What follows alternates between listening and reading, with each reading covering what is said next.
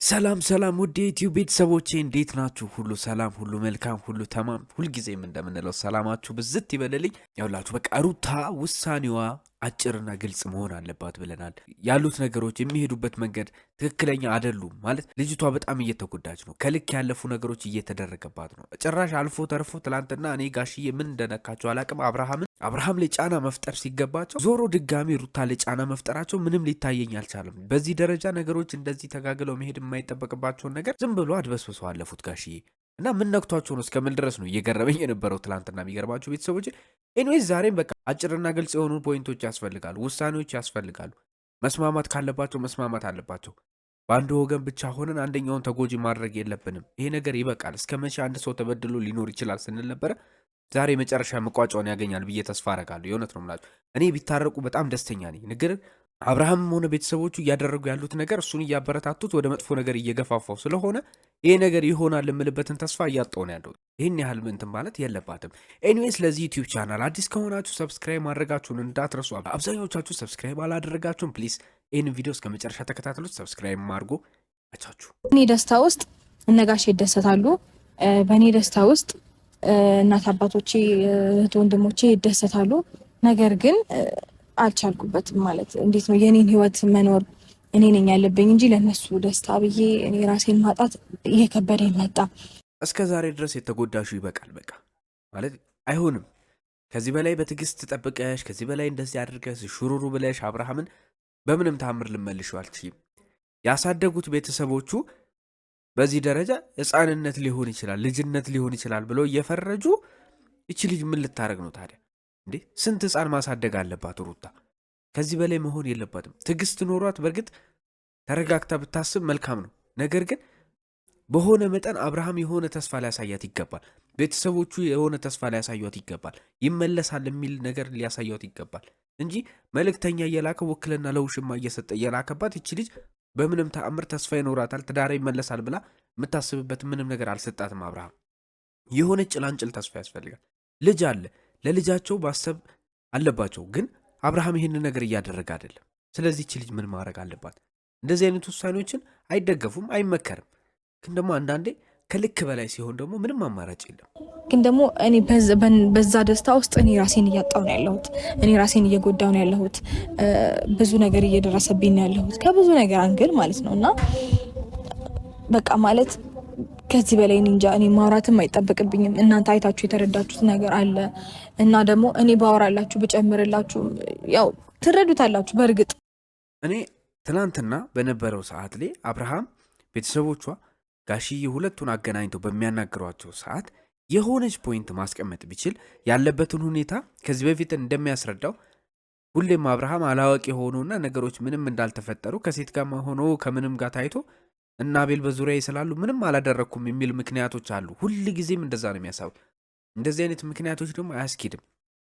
ራስ ሲበላ ወይን ሲጠጣ ቤቷ ሄዶ ሲያደር እያየን እኛ ካየነው ውጭ ደግሞ ስንት ታሪክ ይፈጠራል። አስቡት። በዚህ ደረጃ እንደዚህ አይነት ነገሮች እየታየበት ግን ምንም አልተፈጠረም ብሎ አብርሃም ግግም የሚለው ነገር አለ። ማስረዳት ቢችልና በስነ ስርዓት ሚስት ነች ሩታ እሱን ፈልጋ ቀጥራው በመጣች ሰዓት እነ ሄርሜላንና ብሩክን ባይልክ ኖሮ ነገሮች እዚህ ድረስ አይደርሱም ብዬ አስባለሁ። አሁንም ቢሆን እኔ እድል ብትሰጠው እኮ ደስ ይለኛል። ነገር ግን መጀመሪያ አብርሃም እድል የማግኘት ፍላጎት ራሱ አለ ወይ? ከሩታ ተለያይቶ ወደ ሄርሜላ ጋር ለመሮጥ ስለሚፈልግ ይመስለኛል ሄርሜላ ውክልና የላካት። ሂጂ እንደዚህ አይነት ኬዝ ይሆናል ብሎ ሰበብ ፈጥሮ እሱን ማናገር እፈልጋለሁ። መቼም ሚስቱ በጣም ብጥብጥ ላይ ሆኖ አንተን ማናገር እፈልጋለሁ ብላ ሌላ ሰው ሲላክላት ምን ሊሰማት እንደሚችል አስቡት እናንተ ራሱ። እውነት አንተ አባትህንም እናትህንም የምትወድ ከሆነ እነሱንም አታንከራታቸው።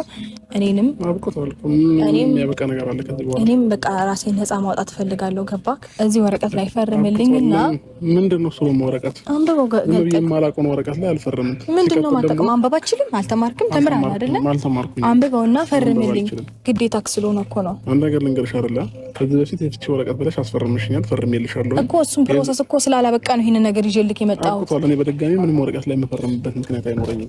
ገባሽ? ስለማላውቀው ጉዳይ ያመጣሽ እዚህ ወረቀት ላይ ፈርም፣ እዚህ ወረቀት ላይ ሆነ ማለት ነው። ምንድነው ያበቃው? ስላላበቃ እኮ ነው የተመለሽ የመጣሁት። ቢያበቃማ ኖሮ ምን ፍለጋ ያመጣኛል አንተ ጋር? አሁን ለዚህ ከሆነ የጠራሽኝ ልሂድ። ወዴት ነው የምትሄደው? ወደ ፈለኩበት እኔ ራሴን ነፃ ማውጣት ፈልጋለሁ። አትሰማኝም? በቃኝ። ካንተ ጋር ያለኝ ነገር መጨረስ ፈልጋለሁ። መጨረሰው ደግሞ በህጋዊ መንገድ ነው። ሁልጊዜም አሁን የማይታዩ ነገሮች አሉ። አብርሃም ሩታን መልቀቅ የማይፈልግበት ነገር ሩታ እንዳትወጣ። የእውነቴን ነው የምላችሁ። አንደኛ ነገር እኔ ፍቅሩን ይግለጽላት፣ ፍቅሩን ያሳያት ሲባል አሁን ሄርሜላ ከመጣችበት ሰዓት ጀምሮ ለሩታ ያለው ስሜት እናንተን ለየቅሉ ጭራሽ እንደ ድሮ አይደለም። በፊት በጣም እንደሚወዳት ምናምን አይደለም። እኔ በዚህ ክብሩን ስለነካችሁ ምናምን አይደለም አብርሃም እንደዛ የተቀየረባት። በቃ ሄርሜላ በመሃላቸው ስለገባች ብቻ ነው ይህ ሁሉ ነገር የተፈጠረው። ነገር ግን በዚህ ደረጃ ተቀያይሮባት አሁን ደግሞ ልቀቀኝ በቃ ተወኝ ስትለው ደግሞ መልቀቅም አይፈልግም። የእውነት የሚወዳት ከሆነ ለምን ሙሉ ለሙሉ ራሱን ሰብስቦ ራሱን ገዝቶ ከእሷ ጋር አይኖርም?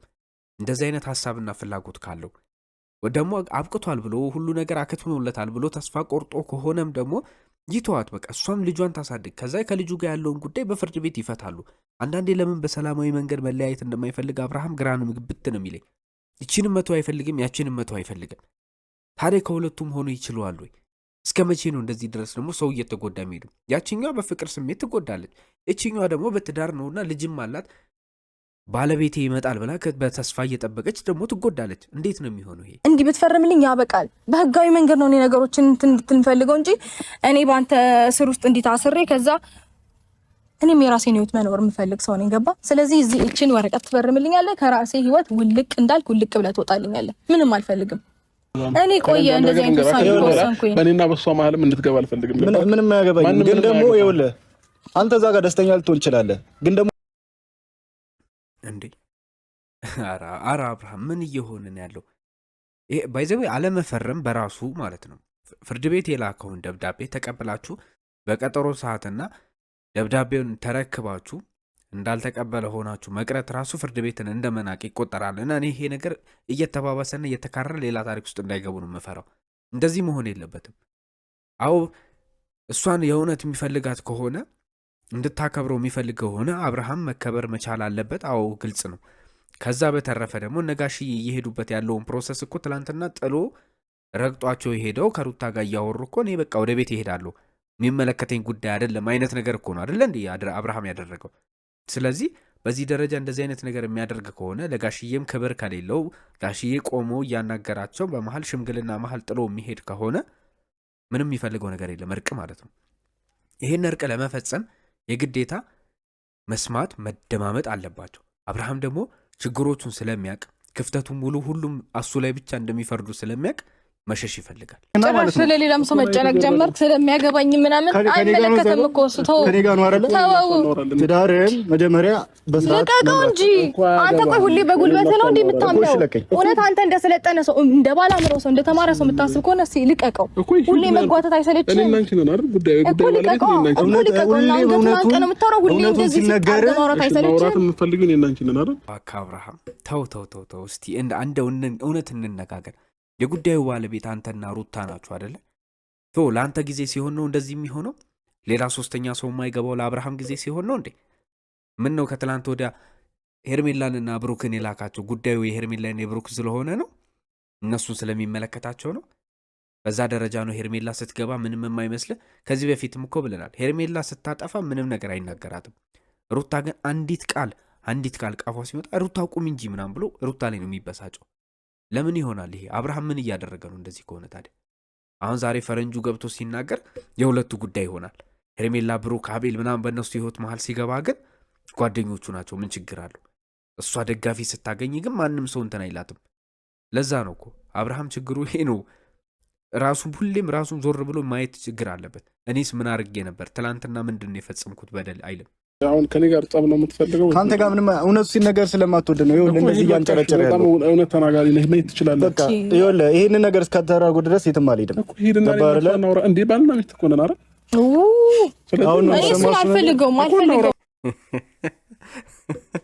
ኧረ አብርሃም በጣም ያስገርመኛል ቤተሰቦቼ። አሁን እኔ ሾርት ሚሞሪ ነገር ነው አብርሃም ማለት ነው። ከሶስት ሰከንዶች በፊት ማለት ይችላላችሁ የኔና ያንቺ ነገር ፍርድ ቤት ገብቶ ጸድቋል፣ በቃ አብቅቶለታል ሲል ነበረ።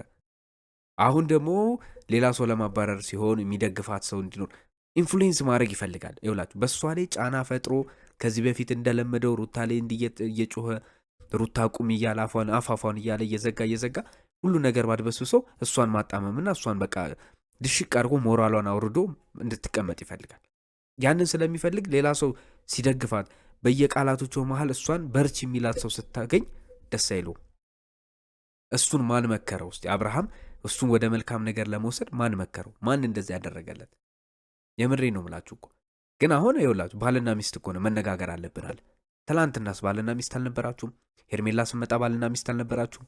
ሄርሜላ ቤቷ መታ ስትሰድባት ባልና ሚስት አልነበራችሁም? እንደዛ ስታንቋሸሻት ባልና ሚስት አልነበራችሁም? አሁንስ ቢሆን ፍቻችን አልቋል ስትል ባልና ሚስት መሆናችሁን ረስተህ ነው? እንዴት ነው አብርሃም? ነገ ከነገ ወዲያ ግን እንደሚሰማሽ ማወቅ አለብሽ። እኔ ወንድ ልጅ ነኝ። የትም ሄጄ መኖር እችላለሁ። የትም ሮጬ መግባት እችላለሁ። የትም ቦታ ወጥቼ በልቼ መግባት እችላለሁ። አንደርስታንድ ማድረግ አለብሽ።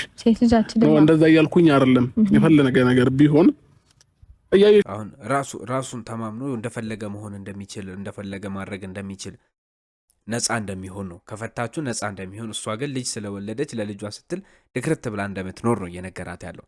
ዛሬ እሷን ያገዟት የደገፏት እኮ ትላንትና አንተን ሲመክሩህ ነበር። ትላንትና ተው፣ ከሄርሜላ ጋር አትደር፣ ከሄርሜላ ጋር አትውጣ፣ ከሄርሜላ ጋር እንደዚህ አታደርግ፣ የሩታን ነገር ስማ፣ ወደ ሩታ ተመለስ ሲሉህም ነበረ። ታዲያ እነዚህ ሰዎች ምንድን ያጠፉት? ዛሬ እሷን እንደዚህ መምከራቸው ስተት ሊሆን ይችላል። እሺ፣ ትላንትና አንተን መምከራቸውም ስተት ነው ማለት ነው? ወደ ትዳር እንድትመለስ ማድረግ መቻለ መጣራቸው ትክክል አይደለም ማለት ነው? እንደዛ ነው የምታስበው? አንተ የምትፈልገው ነገር ስላልሆነ ስተት ይሆናል፣ አንተ የምትፈልገው ነገር ሲሆን ግን ትክክል ይሆናሉ። አቤልና ብሩክ የሚነግሩህ ነገር ግን ከትዳር ውጪ ኩሪፍት ወስደን እናዝናናህ እያሉ ከሌላ ሴት ጋር ሻሸ ገዳሜ ራስ ስትገባበዝ ግን ዲምቢ ለዲምቢ እንደ ጻን ልጅ ስትጫወት በዳዴ እየሄድክ ምን እያልክ ከሴት ጋር ስትጫወት ግን ትክክል ይሆናል። ለምን? አንተ የምትፈልገው ስለሆነ። እንደዛ ነው ማለት ነው እኮ አይደለ? ለምን አስፈለገ? አይደለም አንድ እኮ ነው ይሄ አሁን። እሺ እዚህ ጋር አሁን እኔና አንቺን ንብረት እንትን ማለት ነበረበት። እንደፈለግሽ ለምን አትወስጂም? እኔ እኮ አልፈልገውም። በቃ እዛ ላይ መፈረም አለበት። አንብበው ምን እንደሚለው አንብበው። አሁን ነው ያውላችሁ። እንደዚህ ነው ከፍተኛ የሆነ ጸብና አለመግባባት፣ የከፋ እልህ ውስጥ መጋባት ሲመጣ የምትሄዱበት ነገር በጣም ዝልቅ ያለ ይሆናል ያልኳችሁ ለዚህ ነው። በዚህ ደረጃ መካረር አይገባቸውም። በፍቅር መለያየት ካለባቸው እንኳን መለያየት የሚችሉበት ነገር አለ። ሽማግሌ ሁሉ ነገር መጨረስ የሚችል ከሆነ ይጨርሳል። እነ ጋሽዬ ምንም ካቅማቸው በላይ ሆነ ይመስለኛል። እኔ ጋሽዬ ፈጽመዋል ያሉት ነገር ምንም እየተሳካ ያለ አይመስለኝም። አልሆንም በቃ። ነገር ግን በዚህ ደረጃ ንብረት በፍርድ ቤት መካፈል ድረስ ከደረሱ ይሄ ነገር በጣም የከፋ ነው። ጥላቻችሁም የከፋ ነው የሚሆነው። እርስ በርስ ፈልጋችሁ አንቺ ይሄን ውሰጅ፣ አንቺ ይሄን ውሰድ፣ በቃ ይሄን አንቺ ትብስ አንተ ትብስ ተባብሎ መለያየትም ይቻላል። ይህን ያህል ቁርሾ ውስጥ መግባትም አይጠበቅባችሁም በዚህ ደረጃ። ነገር ግን አንዴ መጥቷል። የህግ ጉዳይ ነው። ህግ ደረጃ ላይ ካደረሱት አይቀር ደግሞ ንብረትና መሰል ጉዳዮች ግዴታና ግዴታ እንደመሆናቸው መጠን መፈራረም አለባቸው። ግን እንደዚህ ባይሆን መልካም ነበር። እልህ ውስጥ መጋባት ማለት በቃ ይሄ ነው ነገር። ከሱ አላገኝም ንብረትም ምንም። ይሄ አስተሳሰብሽ ነው ለዚህ ያበቃሽ። እንደዛ ከሆነ ደግሞ ቅራቅሞ ነገር ነው የሚታየው የሚለው እንደዛ ነው። ስለባሻገር ስለ ልጅ ነው የሚያወራው። ልጅ እኔ ግዴታዬ የሚያስፈልገውን ነገር አድርጋለሁኝ።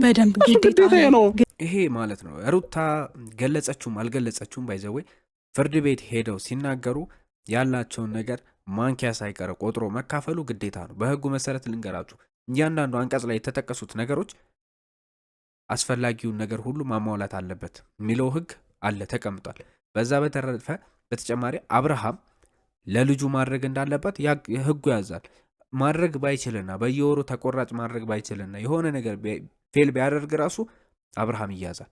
ግዴታ እንዲከፍል ህጉ ያስገድዷል። ይሄ የህፃናትና ሴቶች መብት ራሱ በቋሚነት የሚከራከረውና የሚወስነው ነገር ነው። ችግር የለም። አንቺ የምትፈልጊው አሁን እዚህ ጋር የተጻፉትን ነገሮች በሙሉ የፈለግሽ ነገም ከነገ ወዲያም አድርጊው፣ ውሰጂ። የቀራቅንቦ ችግር የለም እኮ ውሰጂ ከፈለግሽ። አልፈልግም በቃ ልጄንም ከሆነ በስንት ሰዓት አሳድጋለሁ። ከዚህ በኋላ ግን በእንደዚህ አይነት በወረቀት በምናምን አይነት ጉዳይ ተመልሰሽ እኔም ጋር እንዳትደውይ እንዳትመጪ። ወደ ትፈርማታለህ ሁሉንም ነገር፣ አለበለዚያ ግን ውድ ቤተሰቦች አሁን እዚህ ላይ ይወራጭ ሀሳብ አስተያየት ካላችሁ የእውነት አስቀምጡልኝ ኮመንት ላይ።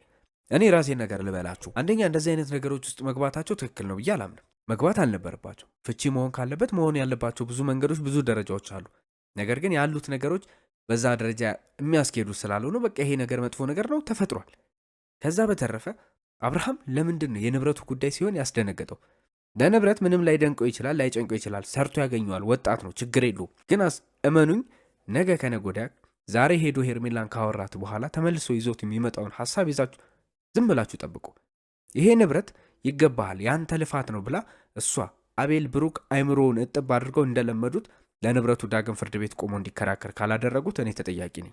ከዛ በተረፈ ሩታ እያንዳንዱ ነገር በዚህ ደረጃ የሚገባትን ነገር መውሰዱ አይቀርም ነበር። ፈረመም አልፈረመም ፍርድ ቤት መቅረቡ አይቀርም። ፍርድ ቤት ተጠርታችሁ መቅረት በራሱ ንቀት እንደሆነ ስለሚታወቅ ሊያስፈርድባችሁ ይችላል። ስለዚህ እንደዚህ አይነት ነገር ውስጥ ከሚገቡ ቤተሰቦቻችሁ በዚህ ደረጃ ልጆቻቸው ላይ እንዴት ጫና ማድረግ ይከብዳችኋል? እንዴት ከልጅነት እስከ እውቀት እየቆነጥጣችሁ እየተቆጣችሁ ያሳደጋችሁትን ልጅ ካደገ በኋላ እምቢ አለኝ አሻፈረኝ አለ ብላችሁ ትተውታላችሁ? እነጋሽዬ ምን እያደረጉ ቀድሞ ነበር እንጂ መጥኖ መደቆስ አሁን ምን ያደርጋል ይባላል። እንደዛ ነው መሆን የነበረበት እንደዛ እንጂ አሳያለሁና አሳይሻለሁ በባልና ሚስት መሃል በጣም ይደብራል። በጣም አሳፋሪ ነው። እንደዚህ መሆን አይገባውም። እናንተ ለብዙ ሰው አሪያ መሆን የምትችሉ ሰዎች ናችሁ፣ ለብዙ ትዳር። ነገር ግን አልተሳካም። በጣም በጣም በጣም ነው የሚያሳዝነው። ቤተሰቦቼ ነገ ከነገ ወዲያ ምናልባት ቤተሰቦቻቸው እንዳልነው ጫና ማድረግ ከቻሉ ልቦናቸውን ከተመለሰ ልጆቹም የሆነ ነገር ተስፋ ይኖረናል ብዬ አስባለሁ። ከዛ በተረፈ ግን ምንም የሚያዋጣ ነገር የለም። ኤኒዌይስ ለዚህ ዩቲዩብ ቻናል አዲስ ከሆናችሁ ሰብስክራይብ ማድረጋችሁን እንዳትረሱ። ሁልጊዜም እንደምንለው ሰላማችሁ ብዝት ይበልልን። መልካም ምሽት፣ መልካም ጊዜ ይሆንላችሁ።